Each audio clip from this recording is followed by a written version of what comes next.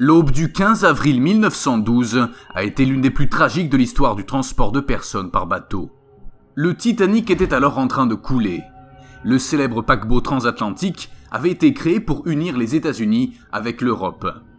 Après avoir quitté la côte de Southampton pour New York, et après 2h30, le navire a coulé irrémédiablement après l'impact avec un iceberg au milieu de l'océan Atlantique.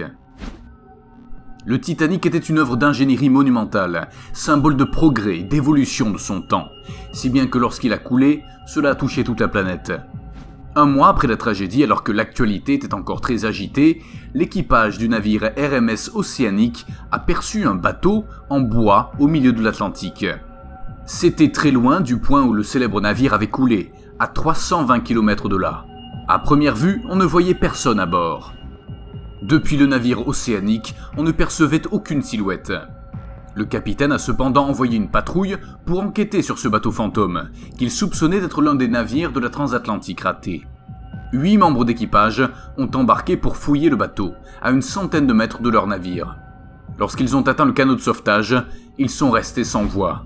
Ils y ont trouvé les corps sans vie de 3 personnes. C'était une scène triste où l'on voyait 2 hommes habillés en pompiers. C'étaient des ingénieurs de la salle des machines du Titanic. L'autre passager était un homme riche, Thomson Beatle, 37 ans, qui voyageait en première classe et profitait d'une merveilleuse croisière. Lorsqu'ils l'ont trouvé, il était habillé pour l'occasion.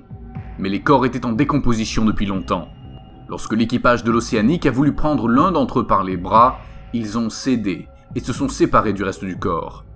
Ils ont décidé de les couvrir de bâches et entre 2 prières, les ont jetés à la mer. Ainsi, ils ont eu une cérémonie maritime digne.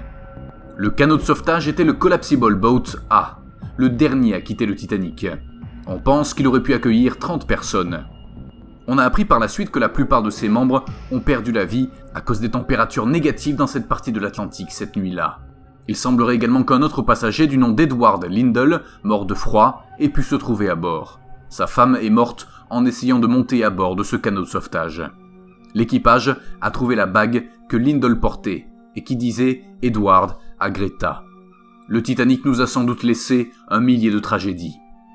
Récemment, les photos du moment où le bateau a été inspecté ont été vendues aux enchères, en plus d'une note du passager de l'Océanic.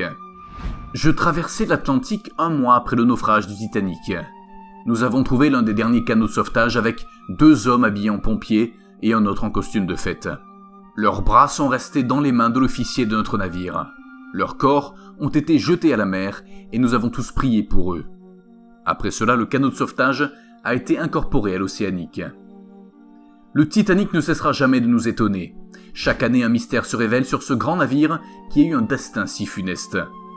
Mais en plus, le Titanic n'a pas été le seul navire à subir une catastrophe. Il y a toute une série de navires qui sont tombés sur des monstres marins dans l'océan. Si vous êtes intéressé, voici la vidéo.